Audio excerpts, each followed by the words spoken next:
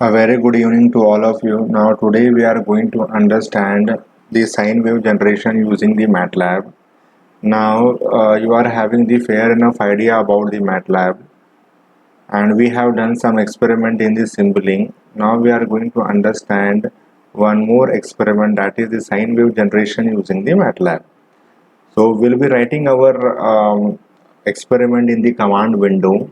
Now there is one command written in the command window, and that is x equals to 2. Now in this case what we are doing, we are assigning a value of 2 to a variable x.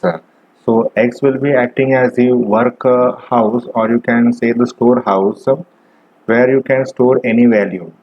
Now when you are assigning any value to the variable, it will directly get stored in the workspace. Now coming here into the workspace, now you can see that there is a variable name and a value 2 is assigned to the x value. Now this 2 is a double value. So you have seen data type in your C programming. Now similarly in the MATLAB you are having data types. So that is double and the character, or you can say the string also. Now to start with our experiment, that is the sine wave generation using the MATLAB. So first you will have to clear our command window. Now how to clear the command window?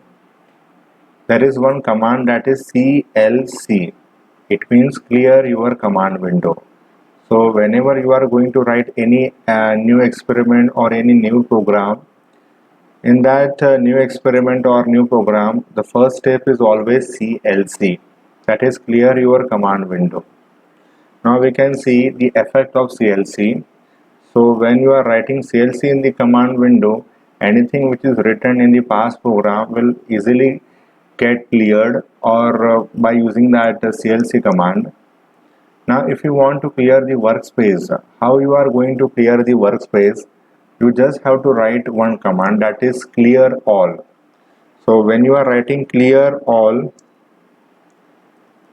so whatever values you have stored in the workspace will easily get cleared using this command. Now coming back to our main program, that is the sine wave generation using the MATLAB. So first we will have to understand what do you mean by a sine waveform. So basically it is a type of an alternating waveform which is changing with respect to time. It means that you need to have the x variable and the y variable, and the sine wave is plotted between two axes, that is x axis and the y axis. Now when you are plotting a sine waveform, your time is plotted in the x axis and the amplitude is plotted in the y axis. So you need to have the time values, and correspondingly you need to have the amplitude values. So first we'll be assigning a time values to a waveform. So how you are going to assign? So your time value will start from 0. It will start from the origin and it will continue till some final value is arrived. So t will be equals to 0 is to 0.01 is to 2. Now in this case a simple command is written. So we will try to investigate this command.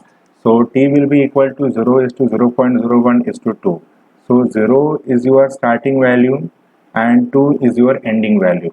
You have to start your journey from 0 and you have to move towards the 2 value. So how you are going to start your journey? So you need some steps. So there will be the incremental step. So in this case 0.01 is your step to reach a value 2.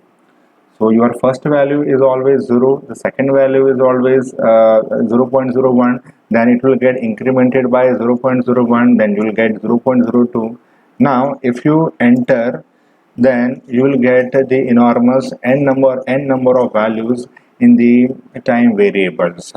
So you can see the value has started from 0, then it gets incremented by 0.01, then 0.02, 0.03, and it is continued till the value 2.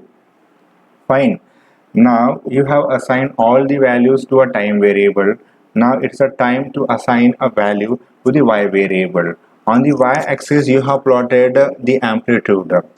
So there is a function, because if you want to plot a graph between y and t, then you need to apply some function, and that is the sine function. Fine. So y will be equals to sine of 2 into 2 into pi. Now this pi is a library defined function which is there in the MATLAB library. So you can easily access this pi value. Pi means what? 3.14. So into t. Now put an enter command. Then similar to the t variable, you have got the y variable. Now the t variable is with you. Now you are having the y variable with you. So you can easily plot a graph between y and t. So plot t comma y. You always put t before your y variable. So plot t comma y. This is the command to plot the 2D graph. Fine. So when you have entered, a window has appeared. Now this window is called the figure window. Now this figure window generally used to plot used for the plotting the waveform. So now you have got this sine curve, and your sine value has started from 0. It has reached to a peak that is positive peak, and again it is coming down to 0. Then it is going towards the negative peak, and so on. Now you have to make some modification in this figure window. So for that some commands are there, because you have to provide the x label, then y label you have to provide, and you need to assign some title to it, then you have to provide a grid, you have to apply some grid also. Fine. So to make some necessary modification, so there are some command. So first x label, that is a time, because you have plotted a time on the x variable. Then y label, amplitude. Now a title you can give any title to your figure. So in this case I am giving the sine signal.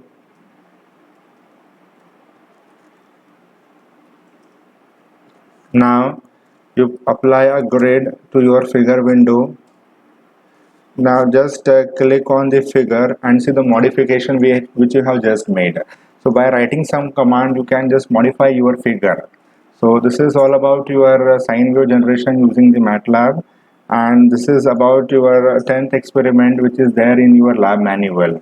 So please go through all the steps which are there in the lab manual, and try to follow and try to implement these steps in your MATLAB mobile, which is an app and which you can download it easily from your Play Store. So thanks a lot for today's session.